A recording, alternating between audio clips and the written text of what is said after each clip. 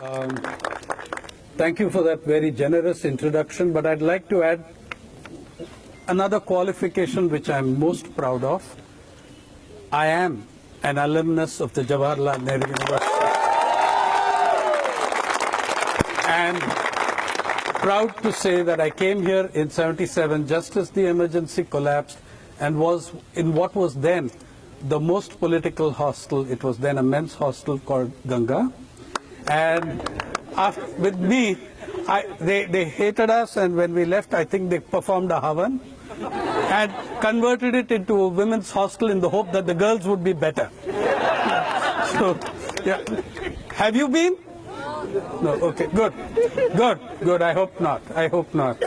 Yeah, I returned some 25 or 30 years later to serve 5 years on the Executive Council of JNU, but I am much more proud of the period that I was a student and an active member of the JNUSU and president of the Ganga Hostel. The period when I was 5 years on the executive council of this institution, 80% of that time went in battling the administration on one issue, because a group of very powerful people were trying to sabotage the reservations for 27% reservations for OBCs. That for 5 years, what was a Supreme Court judgment, what was an act of Parliament, was resisted, twisted, distorted in order to try and undermine the spirit of that. They did not succeed.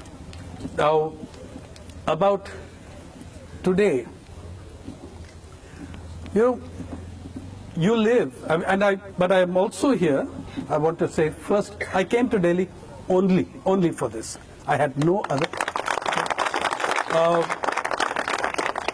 Because, why did I come for you guys? Because you are fighting for something much larger than your own demands. You're fighting for much larger than your own demands.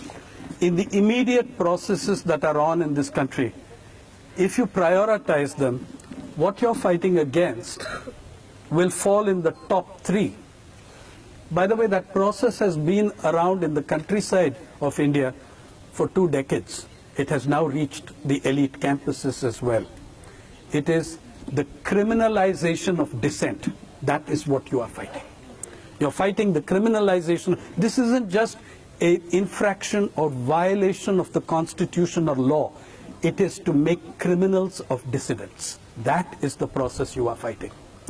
In Odisha, where you'll find this, you live in the period not only of the greatest inequality, but in the period of collapse of restraint on corporate power. In Odisha, in Kalinganagar, an Adivasi couple educated degrees from Utkal University, never been to a police station in their lives, okay? And then they meet the Tatas in Kalinganagar and refuse to give up their land. Between the two of them, they have 91 cases filed against them. 91 cases. In POSCO, in Jagat Singhpur in Odisha, Abhay Sahu, the leader of the anti-POSCO movement, which by the way has won and defeated POSCO, Abhay Sahu, each time I meet him, I ask, so how many? And he updates the number of cases. Last time it was some 56 or 58 cases against him.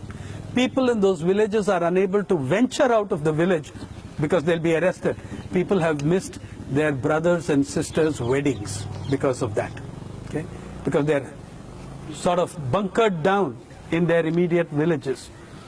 Everywhere you look, you take the area, you take the place in the anti-Reliance SEZ battles in Navi Mumbai.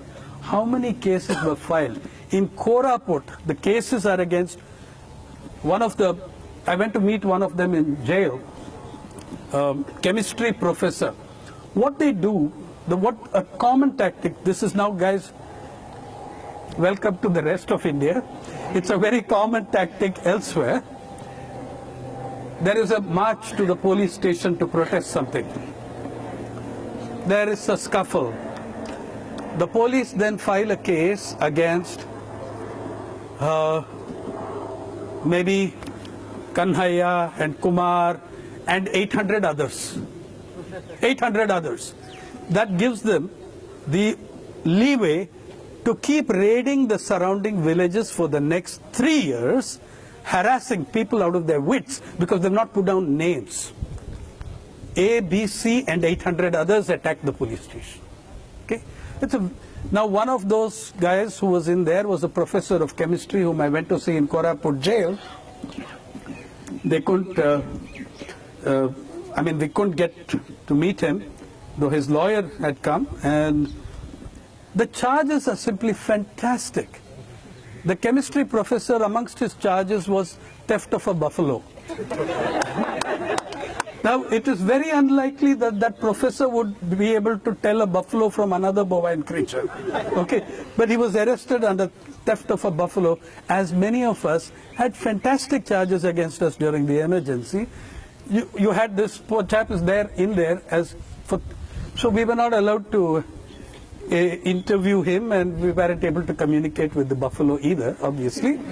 And all over the country, people are in Srikakulam, again, in the anti-port agitation. There's a 78-year-old woman, now she'll be 80, in this year she'll be 80. She has 23 cases, including attempt to murder a policeman. She's about this much, weighs some 35 kg, and she's supposed to have gone to attempt to murder a posse of 20, 30 policemen who came around. The sheer, as I said, welcome. This is where you have arrived. Okay? But I think, I tell you this, I cannot tell you that it's going to get better tomorrow. No, it isn't. It's going to get a lot worse. It will get better, but it will get a lot worse before it gets better. And how it will get better depends on how all of us handle the lot worse. Okay? And I have enormous faith in the students of JNU that they will stand up and be counted. So today, here I am standing up to be counted amongst you. I am here entirely in solidarity with your struggle, and I know you will not cave in, you will not give in, you will fight and you will win. You are living in this country in its greatest period of inequality. Also accompanied by a rise of fundamentalism. The two are allied in more ways than one. Okay? India, in my understanding, in my view, and I'm willing to argue the case, India is ruled by an alliance of socio-religious fundamentalists in alliance with economic market fundamentalists. The two need each other desperately. They're locked in an embrace. And very often there's a large number of individuals who are both. They are economic market fundamentalists with religious fundamentalist overtones. Please first let me explain that market fundamentalism is as religious a fundamentalism as any other. It too has its own popes and pundits and gospels and Puranas. Okay, it has, and market fundamentalism has more televangelists than any other religion. They're on every night, every channel. The market fundamentalism's gospel, you're JNU students, the gospel of Saint Growth, the gospel of Saint Greed, the gospel of Saint Choice. The market gives you choice. Does it? When you have, in a world, I heard yet another of these clowns arguing his case. Oh yeah, by the way, two of your worthies, market fundamentalists, were on TV along with Thomas Piketty a week, 10 days ago. And they argued that inequality is not such a great issue, and there is nothing that worries them about people flaunting their wealth. Vivek De Bruyne and Arvind Subramaniam, who is a chief economic advisor, said that there is nothing very wrong in. I have no problem with that, said Mr. De Bruyne, who is from the Niti Ayog, or as my friends in Tamil Nadu say, the Niti Ayo. And he said, if people want to flaunt their wealth, that's their business. None of my business. It's their call. It's none of my. And Arvind said, I have to agree with Vivek on that. Of course he did. They're both the same. So you have, when we're talking about market fundamentalism, when you're talking about the kind of inequalities that have been brought about, for once I have to agree on the two formations of the UPA and NDA. I rarely agree with my professional colleague or contemporary, if you call it that, Arun Shourie, who put it so correctly when he described the BJP as Congress plus cow. He got that one right. Let's hear it for Arun Shourie. Yeah? The BJP, he said, is Congress plus cow. Now I'm coming from Maharashtra, where we had a beef ban. You've been reading about that. What are the outcomes? What were the ideas? The driving point of that, were the fundamentalist belief in the sacredness of the cow. Now, and that in India it's always been sacred. Cow is very central to a large number of farm economies. There's no doubt about that. And by the way, the ban on cow slaughter and the ban on beef and the ban on, even now, extended to bullocks and extended to, in fact, these guys, as Arunachal has shown, you can't tell the difference between a cow and a mithun. But it was a fundamentalist idea. A couple of things that you should know, if you read your census figures, ideologically and religious-wise, 42% of your population has no beef with beef. They have no problem. 42% of your population, apart from the millions of others within the large fold of what you call Hinduism, who also don't have problems with it. Kerala at this time, you'll be entertained to know, the biggest videos going viral on the net are of BJP leaders eating beef, because everybody in Kerala does. So there are wonderful explanations put out, counter videos put out. Yes, but that is a 3-year-old video. I gave up eating beef. Another says it's not beef, it's roast onion potato.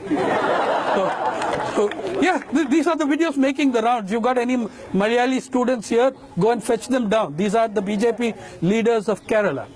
Anyway, they banned the thing, thinking, that this is how we're going to show those Muslims a thing or two. The first week of the ban, the animals at the zoo, Mumbai Zoo, the lions and tigers were being fed chicken. Yeah, because the Bajrang Dalis and the VHPs stopped any traffic anywhere. Oh, that's another issue. You see, they're not part of us. I mean, we can't help that. You see, Bajrang Dal is different, RSS is different, VHP is different. I mean, that's a fraternal organization, but they're different. And then, of course, everyone on the secular side of the fence says they're not different, they're all one. Actually, I think they're different. Please understand this reality. Who are these guys? The BJP is the RSS on politics. The VHP is the BJP on steroids.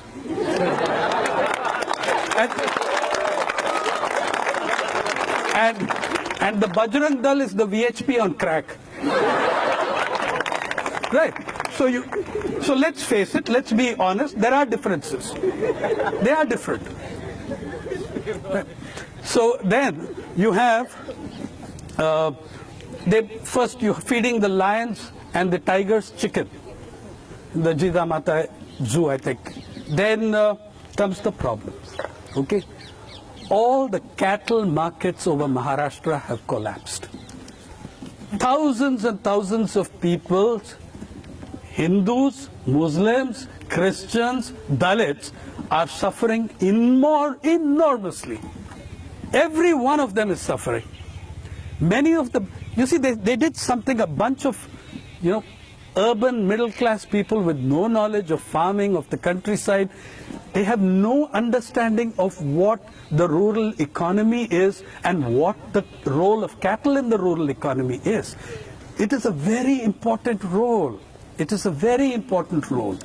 Now, in the last week, the Times of India has carried some fantastic stories. I mean, on the collapse of the Kolhapur chappal industry.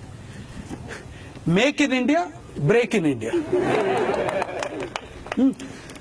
This is one of your brand names that is famous throughout the world. The Kolhapur chappal industry. It was there long before liberalization, before anything. This was a thriving industry exporting to the world. Okay. Now the beef ban, the cattle slaughter ban, all these things have and the extension to bullocks and bulls, all the extension of that has shattered. Now, who are the main people in the Kolhapur chappal industry? They're not Muslims. They're Dalits. The Muslims are wiped out on the one hand. The Dalits are absolutely crushed on the other hand. Yeah. The OBCs who are pretty much handling, the Marathas and others who are also pretty much handling the cattle markets, they're finished. You have chaos in every front. From a bunch of what? Okay. Now the other thing is that on what's been, to link back to what's been happening here, people are shocked and everyone's been ringing me up and saying, can this really be happening? You bet it is. Let me put it this way. I think the events in JNU and the events elsewhere, they are shocking, they may be repulsive, they may be disgusting. They are not in the least bit surprising. This is who they are. Okay? You have a right to be shocked. You have no right to be surprised. The gigantic political difference between India today and in all decades past is one major difference. There are many, but one germane to our understanding, important for us to understand. For the first time in this country, you have an RSS Pracharak as Prime Minister with a majority. That is the big difference. And you had, the last RSS Pracharak you had was jaded. It had been 40 years before he had been an active Pracharak. Okay? And he had a minority government. And therefore, there were limits on what he could do, and he always whined about coalition dharma and stuff like that. Now you have a Pracharak with a majority. And that allows them to truly express their inner selves. And that's what they're doing, and that is what they will do. Do not be surprised by it. Be shocked by it. Be disgusted by it. Do not be surprised by it. Now you're living in this country of unbelievable inequality. On every front it grows. Your Niti Aayog guys, your chief economic advisor, don't find that a big problem. They do not think it's a big problem if, a third of that pack have written that, the markets have liberated India, and inequality is a little inequality. A little inequality is good. It helps competitiveness. And we were on a flight together some time ago, and I was telling him that you can't be a little bit pregnant. So you decide what you want to do, man. Anyway, you have a country today. Four of five major sources, tranches of data have emerged in the last 24 months. The follow-up data of census 2011, the data of the socio-economic caste census, which really they have not released the caste data because everyone's terrified of what will happen when they do. It is very flawed, by the way, the caste data. But just let's look at the class data. 75% of rural households in India, and according to the SEC, the rural population is now 884 million as against the census rural population figure of 833 million.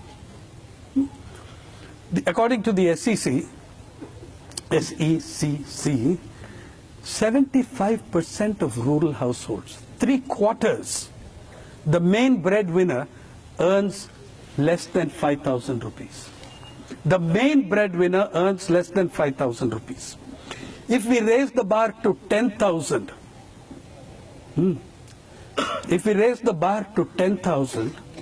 that makes 90% of all rural families, the main breadwinner earns less than 10,000 rupees.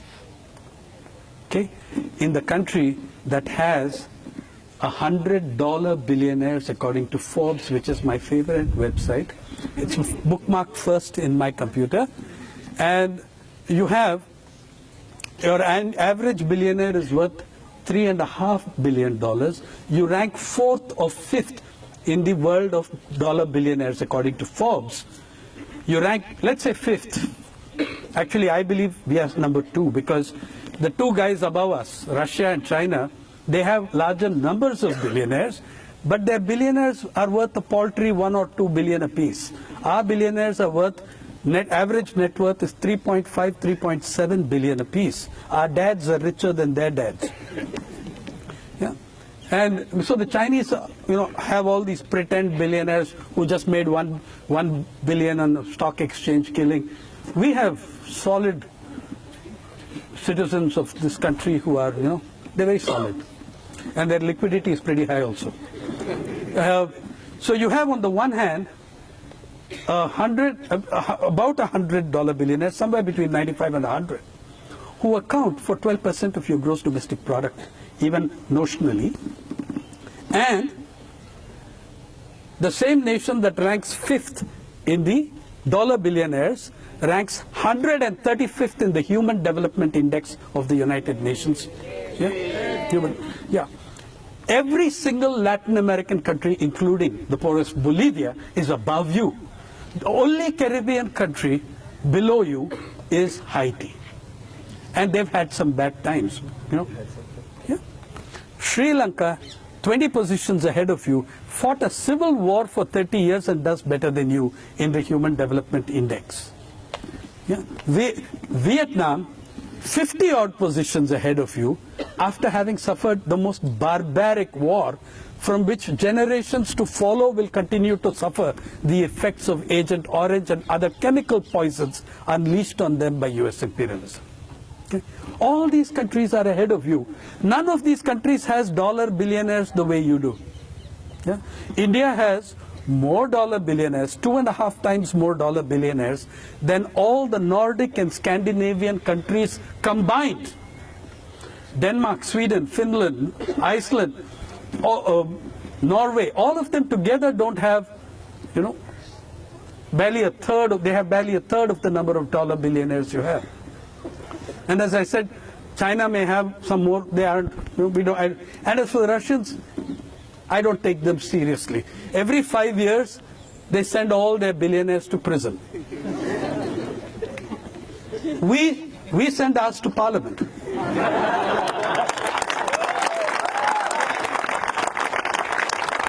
We are a mature democracy. Right. By the way, just to tell you something about the inequality of Parliament also, the 2014 election affidavits, tell us the self-declared worth of our MPs. 82% of your members of the Lok Sabha are crorepati's by their own declaration. And we know that they are very modest, so you can pull out a figure for yourself. What was the figure 5 years ago? What was the figure 10 years ago? In 2004, the figure was 32% of all MPs were crorepati's.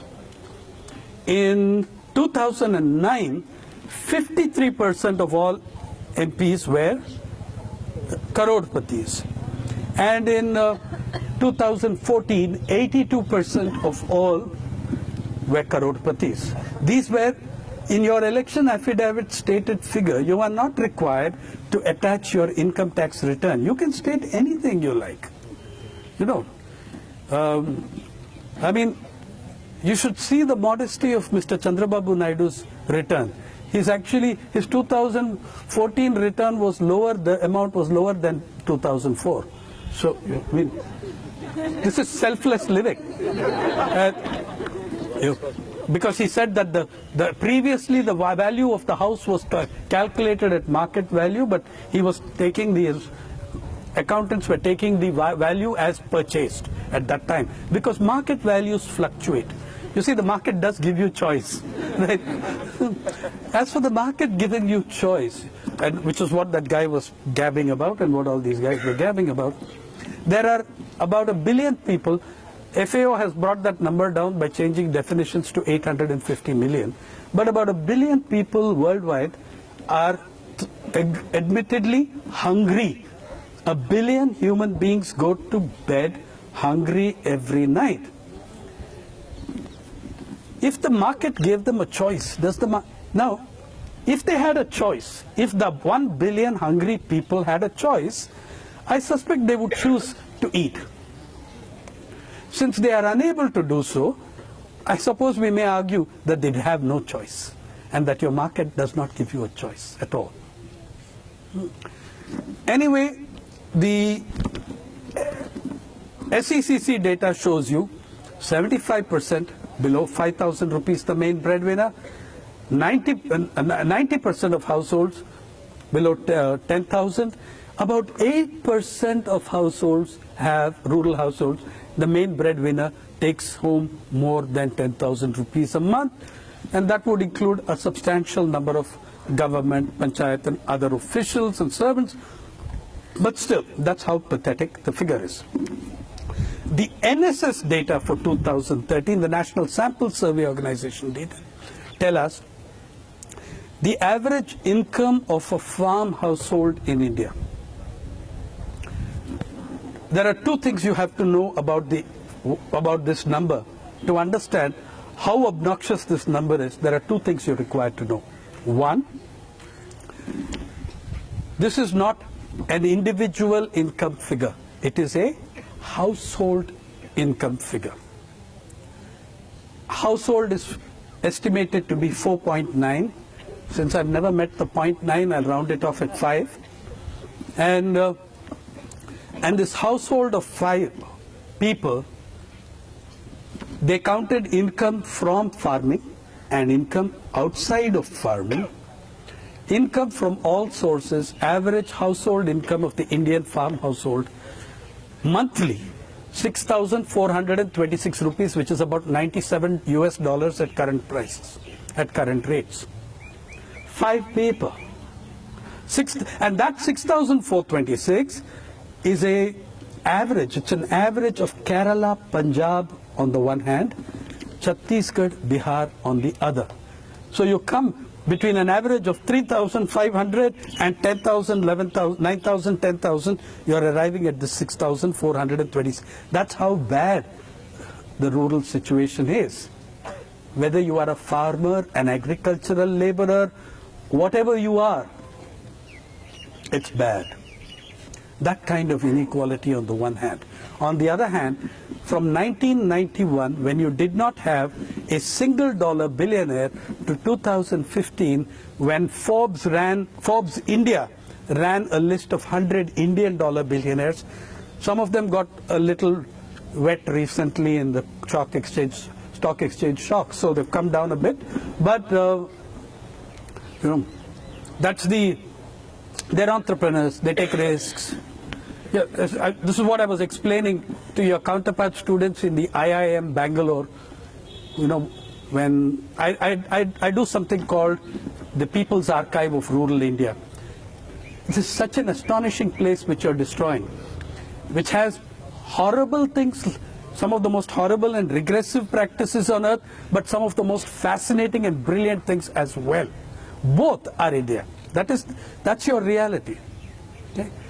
833 million people speaking 780 living languages, out of which 6 languages are spoken by more than 50 million people, 3 are spoken by more than 80 million, 1 is spoken by more than 600 million, 1 is spoken by 1 person, JNU in the Andamans, 1 is spoken by 7 Saimar in Tripura.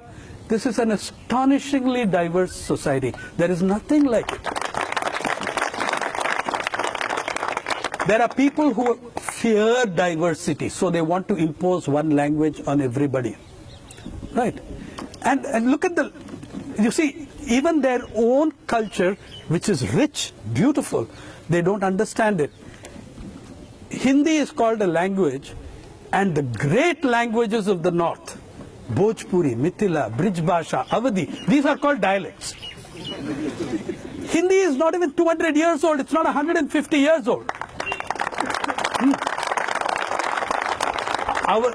The great literature of the Hindi heartland, the great literature of the northern heartland is in Awadhi, in Bhojpuri, in Mithili, in Brij Bhasha. These are the ancient languages of the north. Honor them, respect them. But fundamentalists on both sides of the fence, from the time languages began to be reinvented, when all local words were expunged and Urdu was made more Persianized, while all Urdu words and Persian words were expunged from Hindustani to create this thing called Hindi. And that process has kept up for 100 years. In the 60s, when I was a child, there was a joke about All India Radio, Delhi, that All India Radio broadcast in 3 languages that nobody spoke: Queen's English, Persianized Urdu, and Sanskritized Hindi.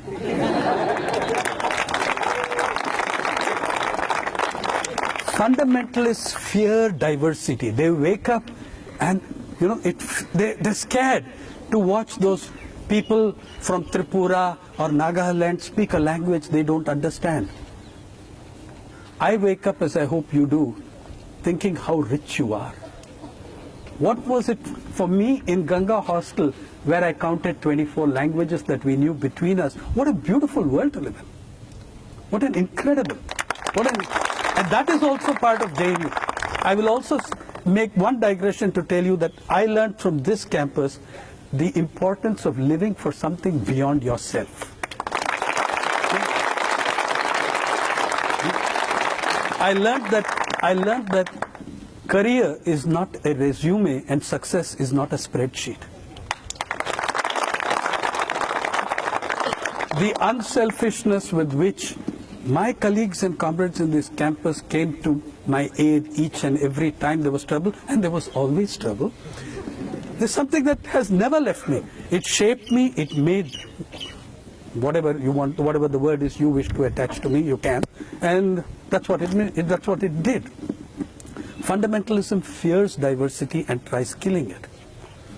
Inequality has come to a point where you are able to mobilize and disturb and agitate large numbers of people on completely fraudulent grounds. He took your job, she took your job. There are no jobs. And they haven't created one. They've displaced millions and tens of millions, but they haven't created one job. Now, they haven't created even a single one of any consequence for poor people, except to be my domestic servant or yours in the city. In Mumbai, once the secular heart of the Indian working class, where a cosmopolitan working class which came from all over the country to work in those mills, where are those mills now? They're all real estate. They're all real estate. There is actually a section, a large chunk of real estate called Planet Godrej. And it is a very different planet.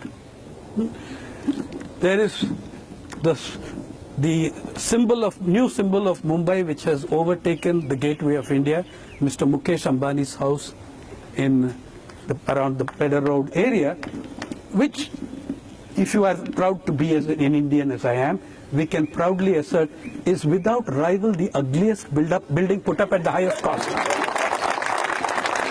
I went to Mumbai, the last great newspaper strike that was going on was in the Indian Express, where our colleagues were demanding 200 rupees extra conveyance And of course, Sethji would not hear of it. You know, who the hell do you think you are demanding 200 rupees more? So then we all sat on a strike outside there in sympathy for our colleagues in the Express that they should get that 200 rupees conveyance allowance. Today, all of us who sat on that strike have private cars. The lady who cleaned our place, the Talegaon farmer, she and I came to Mumbai about the same time. Everything that is important in my life became much cheaper. Everything that is important in her life, I call it the buy index, became costly. Computers became cheaper, air conditioners became cheaper, cars became cheaper, bus fares became, when she came, the minimum bus fare was 25 paise. Today, 5 to 8 rupees for the shortest trips. Okay? Everything that was meaningful to us or facilitated our middle class lives, the price went down. For her, it went up. The first computer I bought in 1991 when I was working in Blitz, the entire 2-3 buildings of people came in queues to see it. It was so sexy because it had a 20 megabyte hard disk. And that was the size of the Bombay telephone dictionary, the directory. Today, the cell phone that you and I have is about 200, 300 times more powerful than that, probably more. Okay? Everything worked for us. Everything worked for the upper middle classes and the elite. So you've had that kind. On the other hand, rural India, 833 million people, where in the households 90% do not take home 10,000, the main breadwinner. What sort of inequalities have we created? What astonishing inequalities have you created? Your rank in the global hunger index is a shame. For many years you were behind Rwanda, which apparently was handling food security better. Okay? You have a countryside where, according to the government's figures of National Crime Record Bureau, which is very seriously flawed figures, though the only one best amongst what we do have, says that over 3 lakh farmers have committed suicide since 1995. 10 years from 2001 to 2011, it's 1 every half hour. 1 every half hour. Today, if you read your front page of the Times of India, there's a BJP MLA in Mumbai saying, oh, they're killing themselves, it's a fashion. Yeah. There are others who have, but there are many others who have done this. Naidu said that they're killing themselves to get compensation. Yeah, you know, you can have a real blast after you're dead. Now, you know what? There is a compensation of 1 lakh. First thing you need to know, less than 12% of farmers who have committed suicide have got compensation. Their families, 12%. In Andhra and Maharashtra, it is higher because some of us have been around making noise for 10 years. So a higher percentage gets it. Mr. Naidu said they're all these fellows, they're killing themselves to get the money. You know what happens when the farmer dies and who gets the money? Out of the 1 lakh, 30,000 is given to the widow in cash, 70,000 is put into an FD. I don't have a problem with that. I don't. I advocated it because if that full amount was given to her in cash, the money lender is waiting as she returns home from the collector's office to grab that cash. So it's better that, but still, just see how pathetic an amount it is. That 70,000 gives that widow a monthly interest of 446 rupees. And that was when the interest rates were higher on FDs. Okay? So that is the kind of situation. All around us is intense misery, intense deprivation. And I keep asking, as I asked in a seminar on the agrarian census yesterday, where is our sense of moral outrage? 300,000 people, but don't count the suicide. Count the tens of millions of others who are in the same situation, who have not taken their lives and live to continue with that misery and fight it. Where is our sense of outrage? I will tell you this interesting thing, that when I look at attitudes to the crisis in government, academia, media, and general public, the greatest sympathy and empathy I find is in the general public, not in any of the other three sectors. Okay? Even, and I was telling them, compared to academia, it surprised me. It made me think.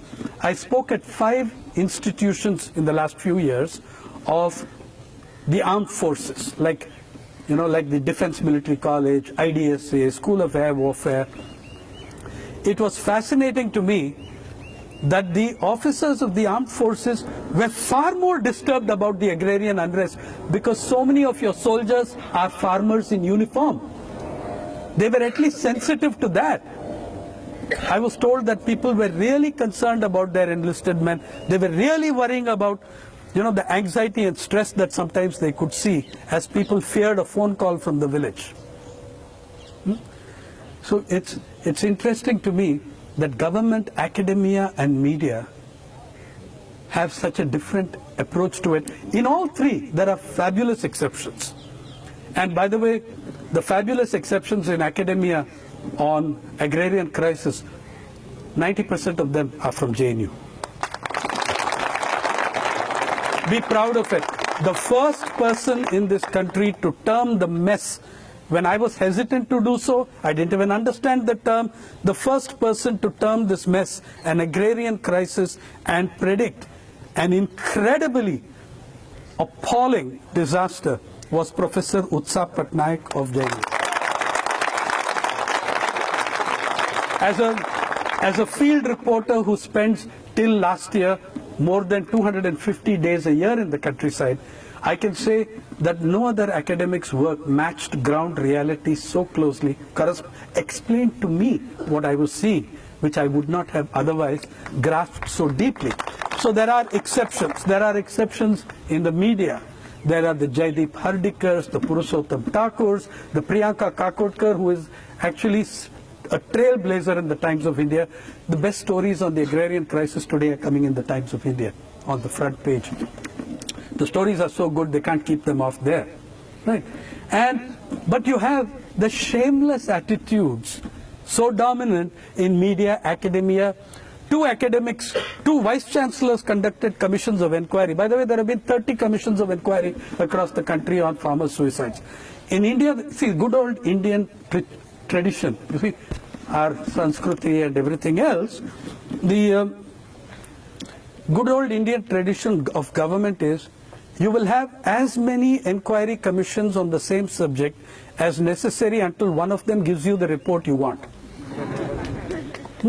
So we've had 2 vice chancellors. Veeresh in Karnataka conducted a survey and declared that leading cause of suicide was alcoholism. As I told your colleagues yesterday, the problem with this argument, and by the way, this was immediately supported by 90% of the media, which said, oh yeah, these guys drink like it. The problem with these arguments, suicide is not from one factor. There are multiplicities of factors that go into a suicide. But if excessive alcoholism was the driving factor behind higher numbers of suicides, if excessive drinking was the driver of suicides, damn it, there'd be no journalists left in the world. And very few academics.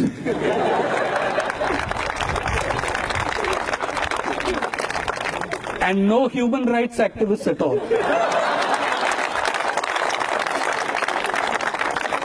Okay. So let's leave that shit out and go on to the next VC. Another VC from Maharashtra was asked to do a study when I was apparently troubling Vilasrao Deshmukh in too much on the farm suicides issues in Vidarbha. So this gentleman did not meet a single farmer. He did not go to make any inquiry in any household. He wrote very little about the farm suicides, except one fabulous paragraph. But he wrote plenty about yours truly, denouncing me for having created an artificial scare, and basically for saying that Maharashtra was the worst state. It is 63,000 suicides, farmers' suicides, according to the NCRB since 95. So I woke up to the delightful morning of finding that I was on the front page, first lead of Mumbai Mirror as enemy of the state. Okay. Well, it was the state of Maharashtra. My anti-national feelings were limited to a smaller. Yeah. The headline said, Sainath defames state. The gentleman, the report firstly, I was okay with it because it was so stupid that nobody took it seriously. And it sort of gave my work in Vidarbha a new profile. Vilasrao was happy with it because he really had to lash out at me, and he felt better when that job was done. The gentleman who wrote the report was really happy because he was rewarded. He went from being Vice Chancellor of Pune University to being a member of the Planning Commission. So everybody got his thing. Okay, that's India too, right? Accommodation. So yeah, I mean, this is the sort of stuff, the kind of work, so-called academic work done on this crisis. In every sector you look at it. Do you know that when you look at the farm households, the highest expenditure today, the highest expenditure is health expenditure. Any household, people are spending twice on health expenditure what they do on education. And India has, of the large countries, perhaps the most privatized health system in the world. You're the bottom 7 in terms. 84% of all expenditure on health is from the pockets of ordinary Indians. And what are they doing with such government hospitals as there are, with such government clinics as they are? They're privatizing those also. Do you know the latest round of privatization has privatized 4,000 Anganwadis? Private management given over to Cairns India, which is the front company of Vedanta. Yeah, does that? I hope that hurts you. 4,000 Anganwadis. Listen, that 0 to 6 age, that is the crucial age in which your nation's future is formed. Yeah? And you're giving it over to a profit-making corporation. Your nation is formed in that 0 to 6 age. What the child eats, what that care the child gets, the water the child drinks. In that age, that child is made. And its health profile, everything is set for life. Okay? It's nutrition, everything. And you're handing that over to a profit-making corporation. 4,000 so far, more on the way. Now, when they're talking about crop insurance, poor things, these farmers, they're killing themselves, let's give them some insurance. They won't kill themselves. No, they'll make a killing for private companies, which are now going to be given the crop insurance, the farm insurance figures. Okay. Indebtedness in the Indian peasantry more than doubled between 91 and 2011. The number of households said to be in debt by the NSS is of almost double what it was in 1991. I don't accept even that figure. They say it went from 26% to 46.8%. The problem with that figure is it means that there are 53% who are not in debt, which is a joke. Just tell it to anyone in the countryside and watch them laugh. And last week, NABARD put out a focus, you know NABARD, right? National Bank for Agriculture and Rural Development, put out its state focus profile for Maharashtra and declared that 51.3% of all agricultural loans would go to Mumbai and its suburbs. This is not a leaked document. This is a presentation by NABARD. They are telling you that agribusiness is more important than the agriculturist. 51.3%. I can see you're looking shocked. I hope you are. You know, if I'm provoking or disturbing you, that's only because I'm trying to. Professor R. Ramakumar of the Tata Institute of Social Sciences has tracked the disbursal of rural credit for years. in 2011, 2012, 53% of what is called agricultural credit, now we are not talking about rural credit, we are talking about agricultural credit, was disbursed in Maharashtra, 55% of which is still a rural state. 53% was disbursed in 3 cities, in 3 metros. 38% of agricultural credit was disbursed through rural branches of banks. And who knows who got it in those areas, but that's the kind of profile. So over half of all agricultural credit is being disbursed in Mumbai, in Pune, all those poor, struggling farmers of Malabar Hill and Kaf Parade. Well, they also do a kind of farming. They don't do contract farming, they do farming off contracts. Right. As Ramakumar shows you, the loans below 50,000 have collapsed. Who takes loans below 50,000? The small farmers, the small agriculturists. The loans that have exploded are between 10 and 25 crores. How many small peasants have you met on their way to the bank saying, hey, just hang on while I pick up my 25 crore loan? What? I'm surprised at you. I know 2. One is called Mukesh and the other Anil. The entire resources directed towards agriculture having been halved and thirded and shredded over 2 decades, what remains is being redirected towards the corporate world. In sum, understand this, what we are doing is racing towards the consolidation of a corporate state. But to return to my original premise, you are ruled by an alliance of socio-religious fundamentalists and economic market fundamentalists. This is not a phenomenon restricted to India.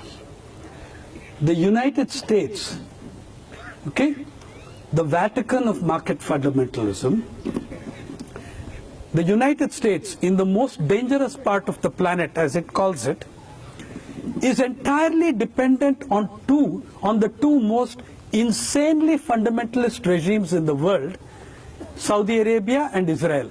These are the 2 nations on whom American policy is predicated. Right? So you see, it's the market fundamentalist, religious fundamentalist alliance is not restricted to this country. It's not something so novel. They really need each other.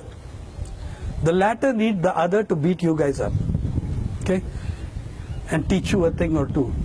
So, and as for the media, please understand that the media are very, very, very different from what they were even 20, 25 years ago. Yeah. If you look at the, let me put it to you simply, guys. There are only 2 kinds of journalism today.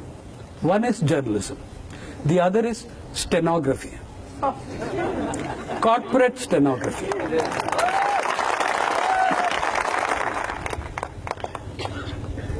Yeah. Earlier I used to say stenography, and then one day one old gentleman in the audience, it had to be Mylapore, Tamil Nadu, stood up and protested. He said, "Sir, will you stop please abusing stenographers?" I said, "Why?" He said, "I'm a stenographer." I said, "I'm very sorry." He said, "Hold on, I want to say something." I said, "Please, sir, please, you say what you like." He said,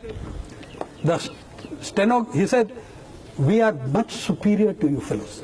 A stenographer, I was a court stenographer. We took down everybody's version. Witness, prosecution, accused, defendant, everybody. You only write the word the powerful tell you.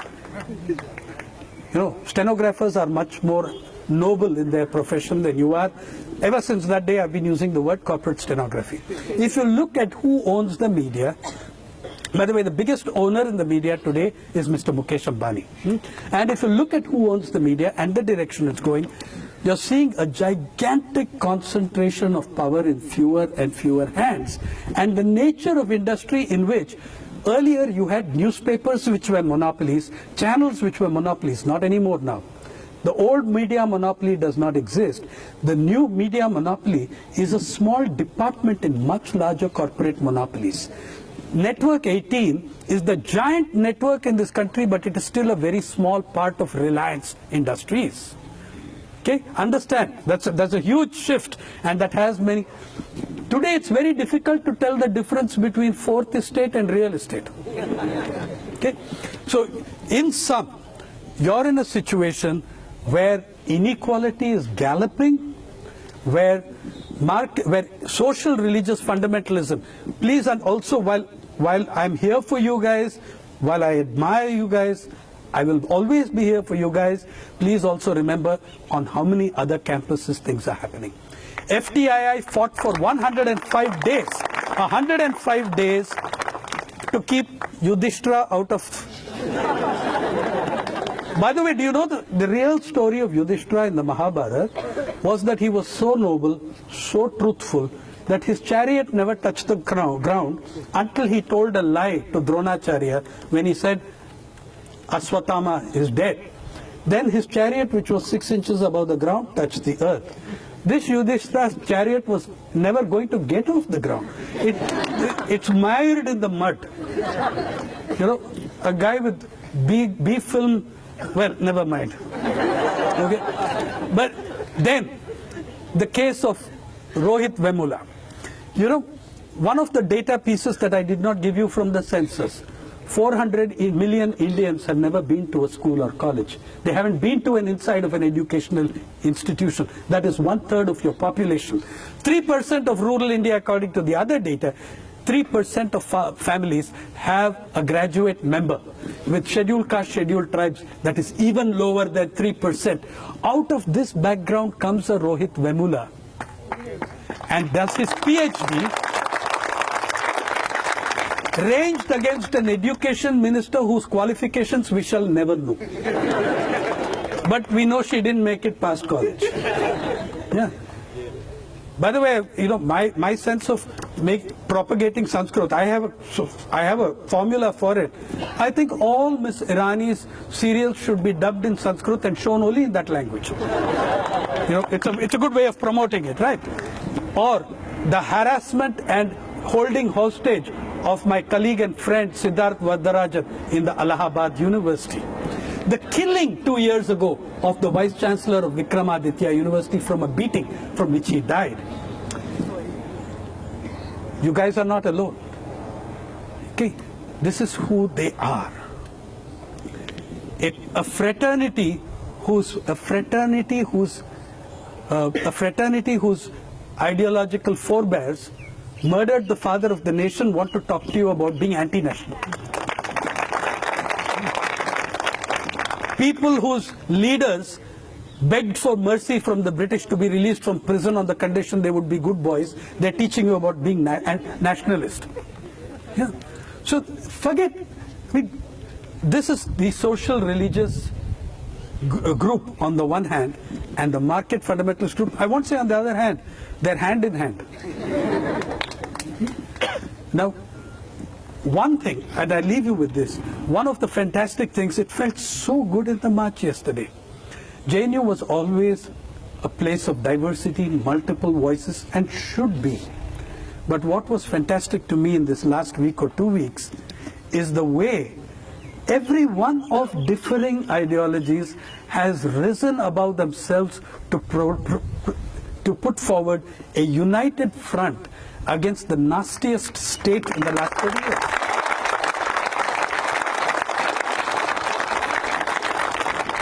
Do not lose that unity. Do not keep your differences. Every one of us is entitled to our positions. But against this social, religious, market fundamentalist alliance, do not let your guard down. Do not let them break your unity. I am proud of you. Thank you. Goodbye.